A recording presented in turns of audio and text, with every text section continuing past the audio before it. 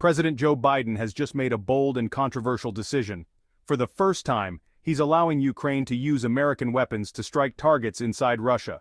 This is a significant pivot from the previous restrictions, and it's aimed at bolstering Ukraine's defense, especially around its northeastern Kharkiv region. But why now? Well, it seems the decision came after intense discussions and requests from Kyiv. Ukraine has been under severe pressure and they've been pushing for more robust support against Russian advances. Secretary of State Antony Blinken confirmed this move during a press conference in Prague, following an informal NATO meeting. Now let's talk repercussions. As expected, Moscow is not happy. President Vladimir Putin issued warnings about the serious consequences this could have, hinting at a possible escalation in hostilities. He had warned on Tuesday of serious consequences, stressing his country's nuclear strength if Ukraine's Western allies loosened their policy. Senior Russian security official Dmitry Medvedev also said Russia was not bluffing when it spoke of the possibility of using tactical nuclear weapons against Ukraine and that its conflict with the West could escalate into an all-out war. The U.S. is walking a fine line here, trying to support Ukraine while avoiding a full-blown escalation with Russia. According to Alexander Vindman, a retired Army lieutenant colonel and former director for European affairs at the White House National Security Council, the U.S. administration is adapting to the realities on the ground.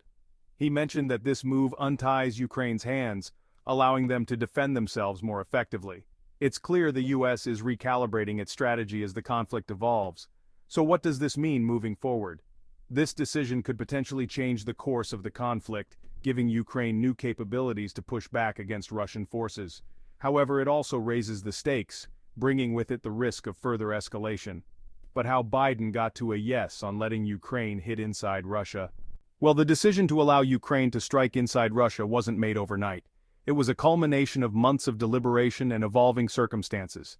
President Biden and his top advisors held numerous high-level meetings to weigh the potential risks and benefits. Intelligence briefings and classified documents played a crucial role in shaping the administration's stance.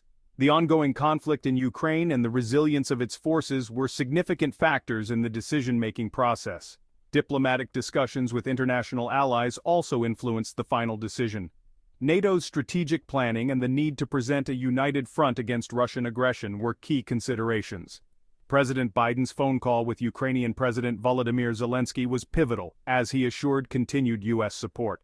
Congressional hearings and defense budget discussions highlighted the urgency of providing Ukraine with the necessary tools to defend itself. In a televised address, President Biden explained the rationale behind the decision, emphasizing the need to support Ukraine's sovereignty. The international community reacted swiftly, with global news coverage highlighting the potential implications of this move. Russian state media launched a propaganda campaign, portraying the decision as an act of aggression. U.S. allies issued statements of support, expressing solidarity with Ukraine and condemning Russian aggression. This move from Biden administration could escalate tension with Russia and lead to a nuclear war between NATO and Russia. The U.S. is the biggest supplier of weapons to Ukraine in its battle to push back the Russian military, which began a full-scale invasion of the country in February 2022. The decision to allow Ukraine to strike inside Russia has far-reaching implications, shaping the long-term strategy for the region. Thank you for watching and please subscribe to the channel.